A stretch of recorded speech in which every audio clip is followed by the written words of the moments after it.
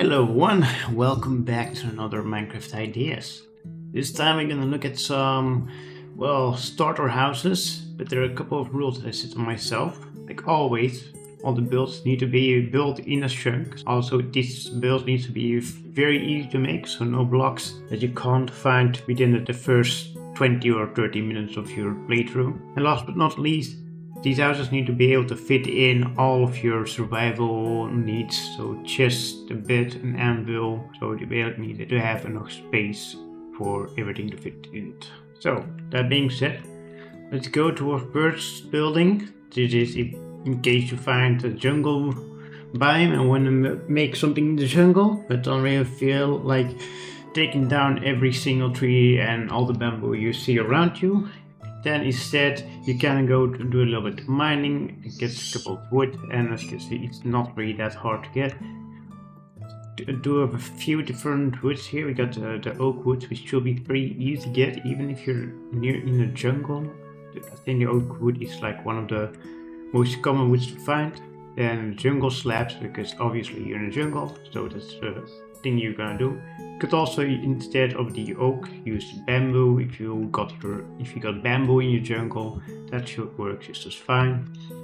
Then we also have some mud, and you'll think that mud is pretty hard to get. It's actually very easy. You only have to get some dirt and some wheat and a glass bottle, and then you can start crafting your dirt. So it's actually a very easy block to get. It is a little bit of a pain, but fairly easy, I would say. If you really want it, you can get a lot of it rather quickly. I want to take a closer look to everything.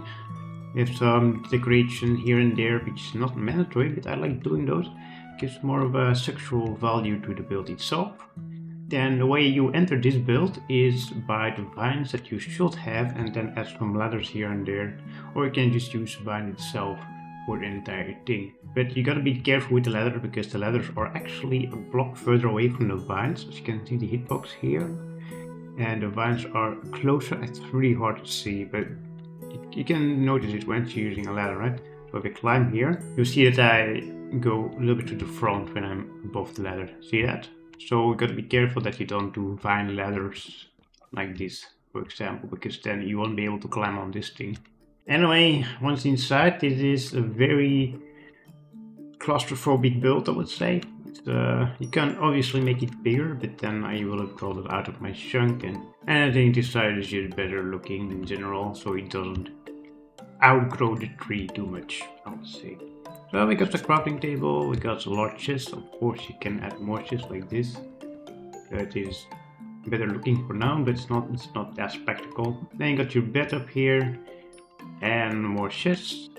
And of course you want to go even higher. Then you can do that if you go up here. Then you come to your outpost basically. You can look around and see where everyone is, if you're lucky, because you know jungles are pretty dense, but maybe you can make it so we can actually see above the trees or whatever. This is how this thing looks like from the outside. Add some trapdoors on top of the roofing, together with some jungle and spruce wood. Of course you don't have to do the spruce if you don't find any, it's fine. Like just the jungle wood in itself, it works very well with the mud bricks, as you can see. Same thing with the trapdoors. It's not obligated, and you can use any other trapdoor and it will just look as nice. Then you can even use the jungle doors.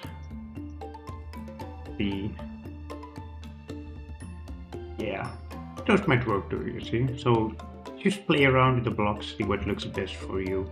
And over here you can also see what I mean with if you expand on the build itself, it won't look as good with the tree itself, because right now I can still see the tree getting a little bit big in my opinion, but it's still small enough to go together well with the tree itself. But if you want to expand on it a little bit more, then I think the house itself is going to be way too big for the tree itself, and you will just stop noticing the tree altogether. And if you look at these things in the dark, you'll see that this house is lit up well enough, but still pretty dark. So from afar it's going to be hard to notice, but if you will never have any problems with mobs. Even though they might be spawning below here, as you can see with all the bats just popping up out of nowhere. But that's not your problem, right? You're living here, you're having fun, and the mobs can't get to you. So You don't even have to worry about mobs sneaking into your house because you aren't gonna. Then we get to the next house. This one is very simple. This one you build on your lake. You have bamboo or any other wood block at the bottom as support block, then some sandstone with a fence and sandstone to give pillars.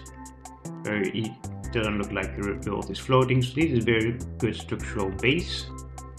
Then I use bamboo with birch slab as the main block, but mainly bamboo as you can see. I used some birch here and there to show that there's some sun damage. Like if the sun is shining too much on the bamboo, maybe it might get a little bit brighter, and that's why I put birch slab here and there. Some oak slab here around the campfire, maybe because the wood here is a little bit sharp, or maybe it gets wet more because of the cooking, who knows. And a little chimney that's going above the campfire as well, and a connection between the two roofings. The roofing itself is mainly made out of stone, with stones, cobblestone and stone. And for the storage, I mainly use barrels which are integrated in the decoration itself. So there's not much chest going on here, but there's tons and tons of barrels, so you still have plenty of storage room. Crafting table here, anvil here, and a bed over there. So yeah, it's a very easy build. It's very simple. The build is mainly open. There's no walls except for the trapdoor at the back of it, but honestly, you can keep it open as it is. And this little house in dark is very well lit up. You don't really need that much of lighting to lit the entire place up. I think we got 3 lanterns and a campfire, and that is enough to light the entire thing up. Yeah, it's very easy to lit up. And you don't have to worry too much about monsters that vote for maybe drowners, but just make sure that you can't get on top of your planks here, and this will be all good. The next step is a little bit a special one. This is for the people that don't really like to build houses, or maybe they want to make their cave house. Try to keep the integrity of the cave. So you see that there's tons of cave elements, like the andesite, the stone, and some of the other stuff here and there. I only added some wood here and there for a structure. You know, in some of the mine shafts, you sometimes have fences or wood that make sure that the cave doesn't like collapse. That's what we have over here as well. So I'm using the pillars here to basically support this entire structure. We got one over here that splits into 3 ways. And once we go up here into the living quarter, you also see that we have 2 over here that also go in 3 ways. You could add some lanterns in those fences. I think I did it down here. Yep, as you can see. So then this is a very good way of lighting your entire place without having to place torches everywhere. But up here I use glowberries instead. If you don't have glowberries, never found one, then you can use lanterns.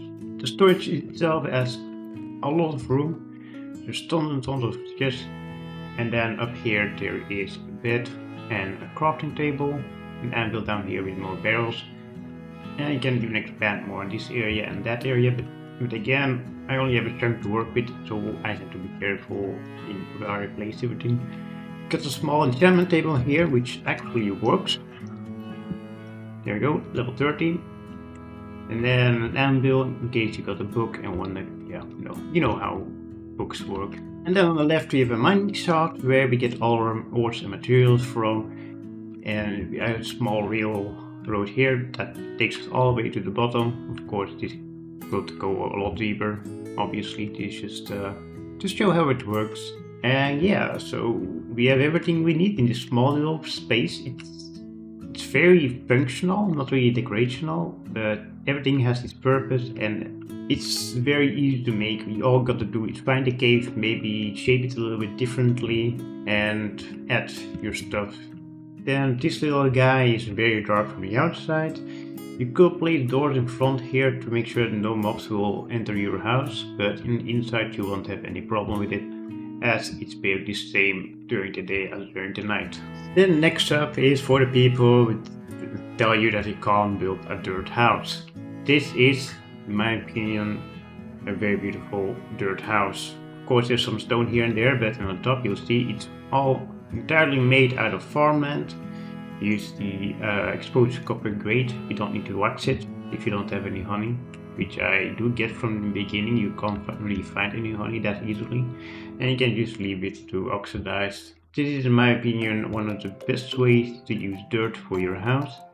I used to do one of these things on a bigger scale for my farm. Basically, I put it as a roof, expand it like 20 or 30 blocks or even more.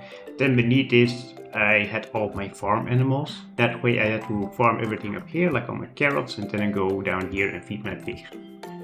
So yeah, you can also use it as a house and have your own food growing top of your house. It's very easy to build. It's you basically have an arc of dirt that you place first, and then below of the dirt you put your pillars of wood in every corner. So example, here is like a layer difference, and you put the wood over here. Then you can skip one, or you can put another wood pillar over here, but I skipped one here, and then I went to the next one. So you got in the corner over here and put my log over here. In this case I use jungle, and behind the jungle I use some more base copper grades as a window. You can also just use glass or just leave it open, doesn't really matter. But if you leave it open, I think the zombies will come in, which you don't want. Then on the inside you use either block it off or you leave all the dirt to show, but then you can have those little crevices here, which I don't really like, but you can keep it as it is. Or you can do it as I did with some stairs and slabs or trapdoors. So we have a beautiful little ceiling. On the left side we have all the chests that we need, the furnaces and the planks, and on the right side we have all of the decorational stuff like the pots and of course crafting table and a bed. Then last but not least, this little guy is lit up well enough, even though there's not really that much going on. You do have the front door that you can close in the night, so that's not a problem at all. And inside just 2 lanterns here that will do enough for the entire house itself. And there you have it. 4 small ideas for your survival world in case you don't know what to build straight away. These things might actually give you some inspiration on what to do with your first build. I hope you guys enjoyed this one. I will see you guys in the next episode. Goodbye.